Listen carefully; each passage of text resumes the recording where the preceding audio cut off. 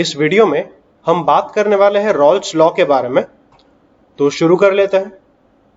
मान लो अगर आपने एक लिक्विड लिया तो लिक्विड का थोड़ा सा पार्ट हमेशा इवेपोरेट होता है और इवेपोरेट होके लिक्विड के जो सरफेस है उसके ऊपर वेपर्स फॉर्म करेगा। ये वेपर्स जो है वो लिक्विड के ऊपर एक प्रेशर एक्सर्ट करेंगे और ये वेपर्स जो लिक्विड के ऊपर प्रेशर एक्सर्ट करते हैं उन्हें हम कहते हैं वेपर प्रेशर। अब मान लो मैंने एक सोल्यूशन बनाया और सोल्यूशन बनाते टाइम मैंने एक नहीं बट दो लिक्विड का एक मिक्सचर लिया। तो ये एक लिक्विड और ये दूसरा लिक्विड। इस केस में जो सरफेस के ऊपर वेपर्स फॉर्म होंगे उन वेपर्स में दोनों लिक्विड के वेपर्स रहने वाले हैं और दोनों लिक्विड के वेपर्स अपना अपना वेपर प्रेशर एक्सर्ट करने वाले हैं इस सरफेस के ऊपर। अब रॉल्स लॉ ने यहां पर यह कहा कि अगर आपने लिक्विड 1 लिया, मान लो ब्लू वाला जो है वो लिक्विड 1 और व्हाइट वाला जो है वो है लिक्विड 2।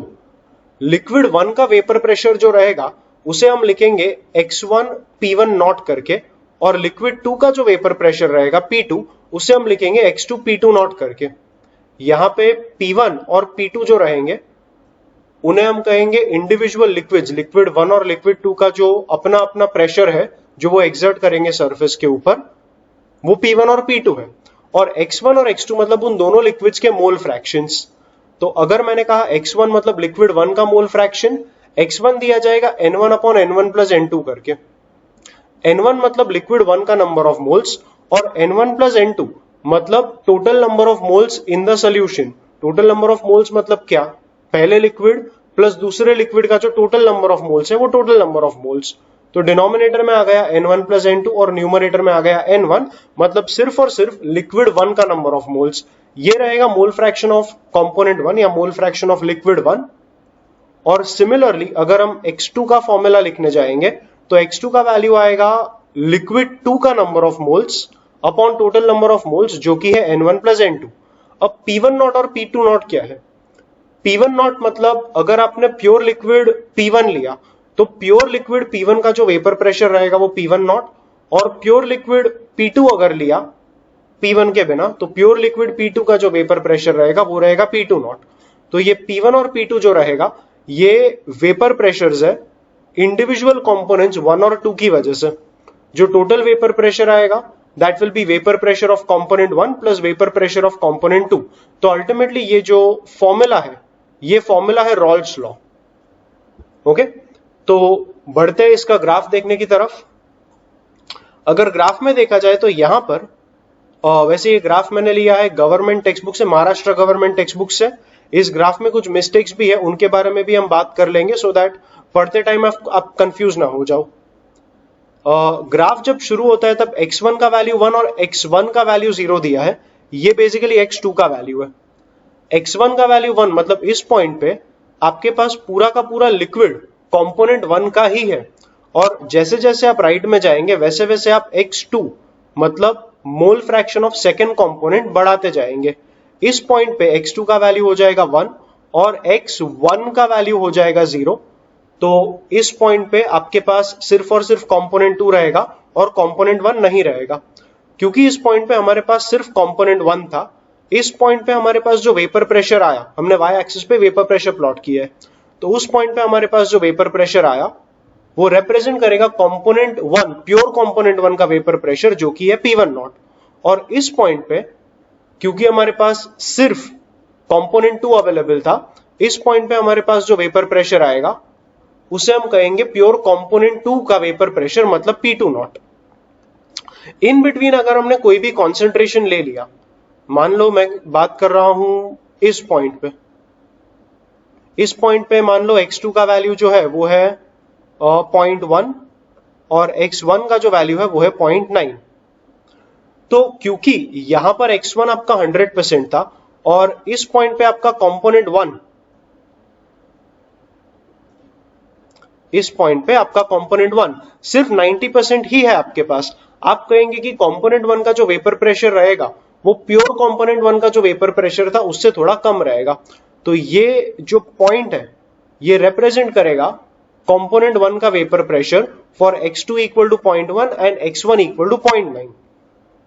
क्योंकि इस मिक्सचर में x2 आ चुका है, X2 का भी अपना थोड़ा सा वेपर प्रेशर रहेगा जो कि इस पॉइंट पे कंप्लीटली जीरो था। तो X2 का वेपर प्रेशर आ जाएगा कुछ मान लो वैल्यू P2, और सोल्यूशन का जो टोटल वेपर प्रेशर रहेगा वो रहेगा P1 प्लस P2। तो वो रिप्रेजेंट किया जाएगा इस पर्टिकुलर पॉइंट से। तो ये है टोटल वेपर प्रेशर। और जैसे कि हमने कहा ये वाला जो पॉइंट रहेगा वाई एक्सिस पे या ये वाला जो पॉइंट रहेगा वाई पे, वो इंडिविजुअल प्रेशर्स P1 और P2 को रिप्रेजेंट करेंगे। तो ये ग्राफ काफी हद तक अभी आपको क्लियरली समझ आ चुका रहेगा कि ये वाला जो पहला वाला डॉटेड लाइन है ये रिप्रेजेंट करता है P2 मतलब कंपोनेंट 2 का जो अपना पार्शियल प्रेशर, मतलब कंपोनेंट 2 का जो अपना प्रेशर है उसे कहेंगे पार्शियल प्रेशर। तो कंपोनेंट 2 का जो पार्शियल प्रेशर रहेगा वो इस वाले डॉटेड लाइन से रिप्रेजेंट किया जाएगा, और कंपोनेंट 1 का जो पार्शियल प्रेशर रहेगा वो इस लाइन से रिप्रेजेंट किया जाएगा।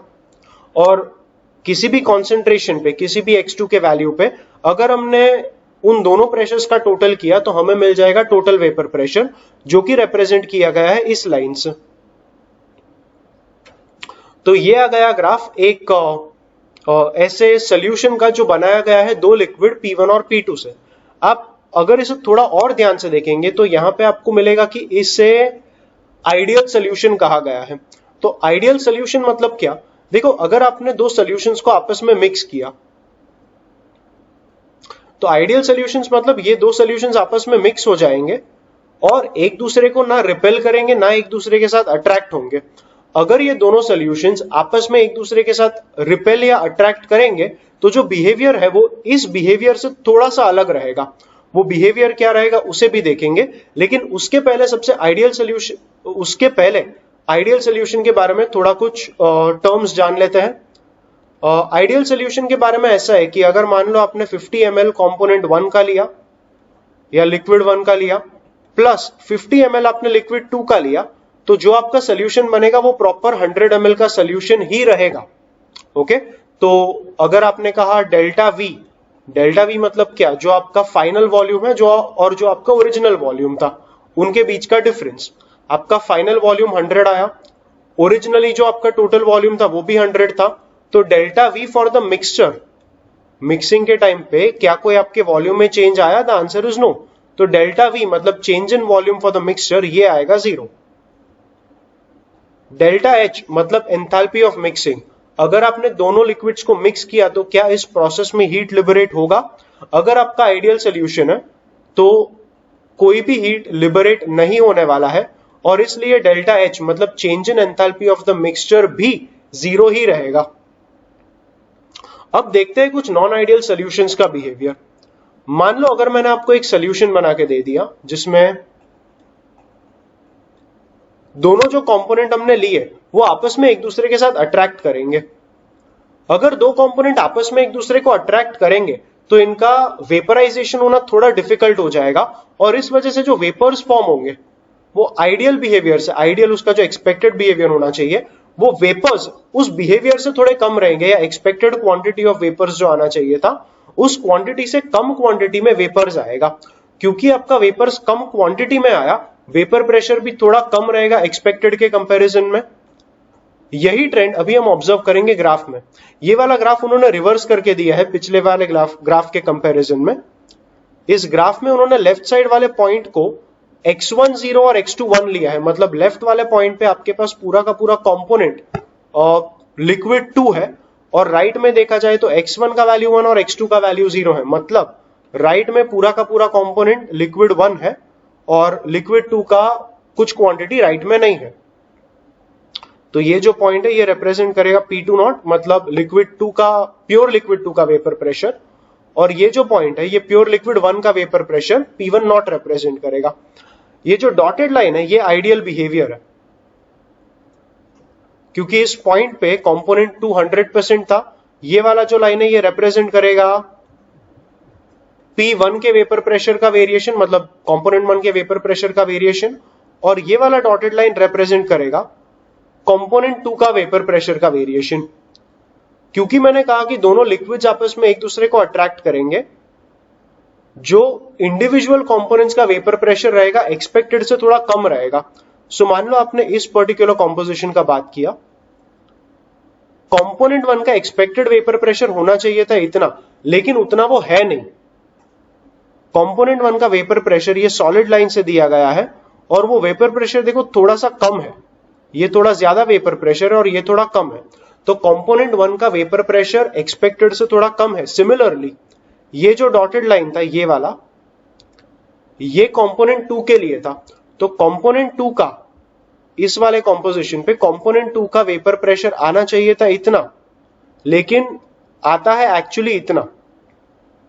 तो कंपोनेंट 2 का भी जो ऑब्जर्व्ड वेपर प्रेशर है वो एक्सपेक्टेड वैल्यू से थोड़ा कम है। इस तरीके से जब लिक्विड्स आपस में एक दूसरे को अट्रैक्ट करेंगे और एक्सपेक्टेड वेपर प्रेशर से उसका एक्चुअल वेपर प्रेशर थोड़ा कम रहेगा, तो इस तरह के डिविएशन को हम कहेंगे नेगेटिव डिविएशन।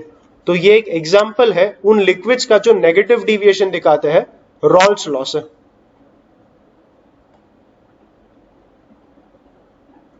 नेगेटिव डिविएशन दिखाने वाले लिक्विड्स का कुछ प्रॉपर्टीज होता है। इसके केस में अगर हम डेल्टा एच का बात करें, कभी भी अगर कोई बॉन्ड फॉर्म हुआ तो एनर्जी लिबरेट होता है और बॉन्ड तोड़ने के लिए हमें एनर्जी देना पड़ता है।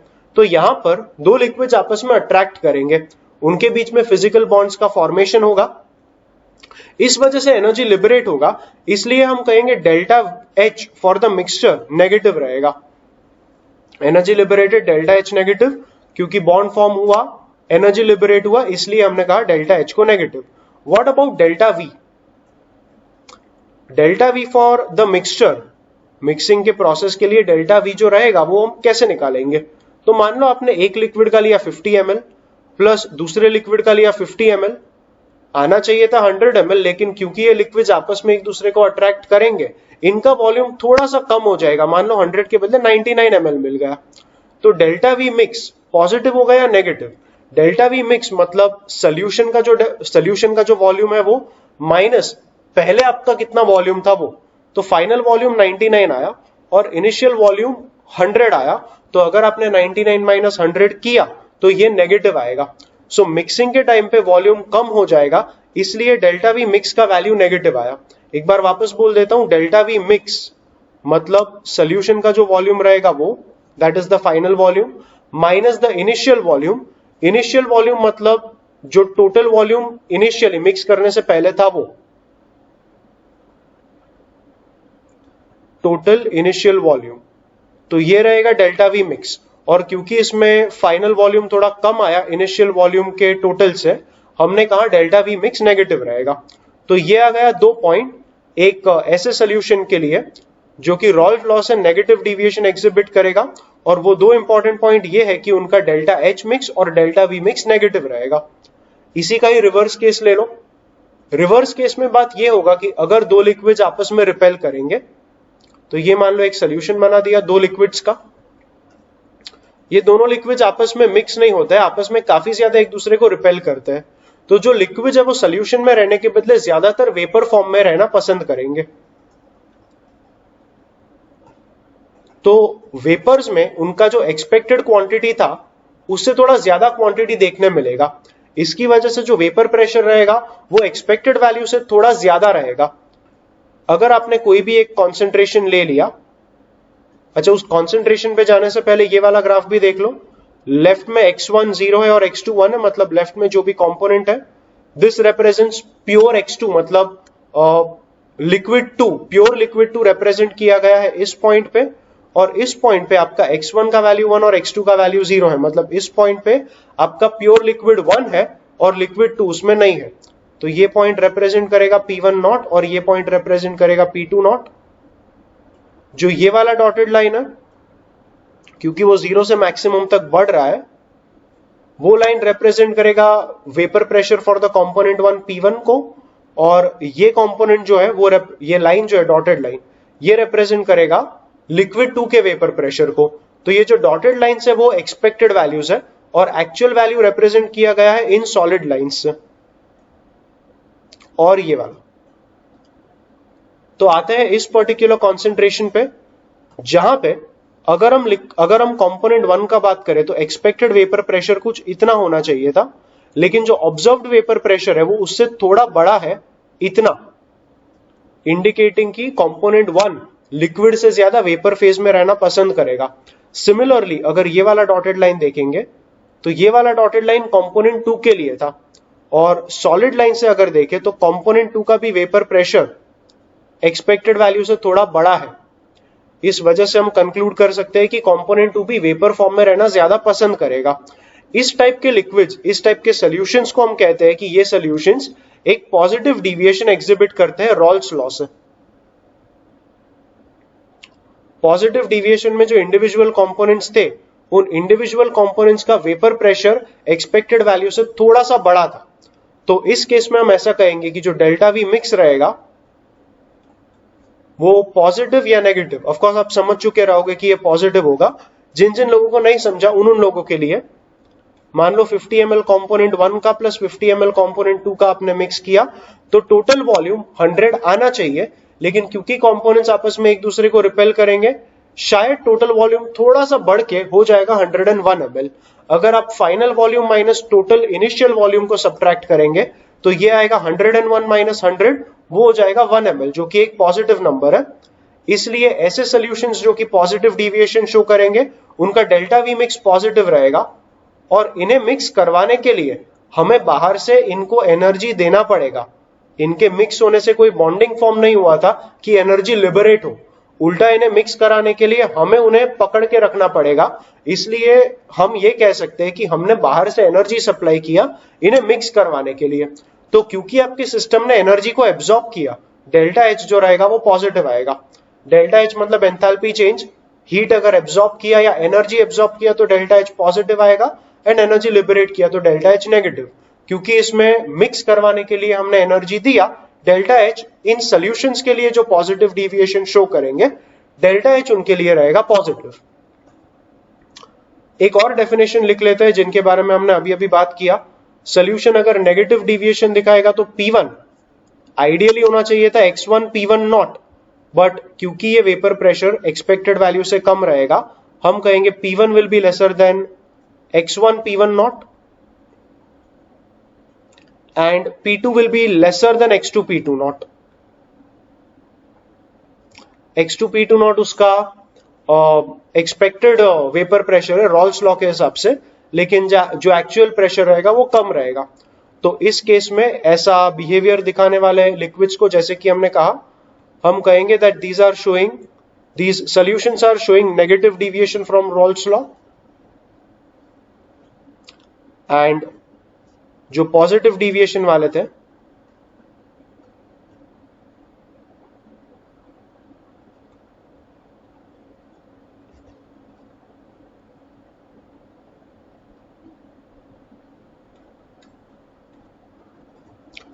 उनके बारे में हम कहेंगे कि जो प्रेशर था कंपोनेंट 1 का वो x1 P1 not ideal value था, लेकिन क्योंकि पॉजिटिव डिविएशन है कंपोनेंट 1 का वेपर प्रेशर उसके expected value x1 P1 not से थोड़ा ज्यादा था।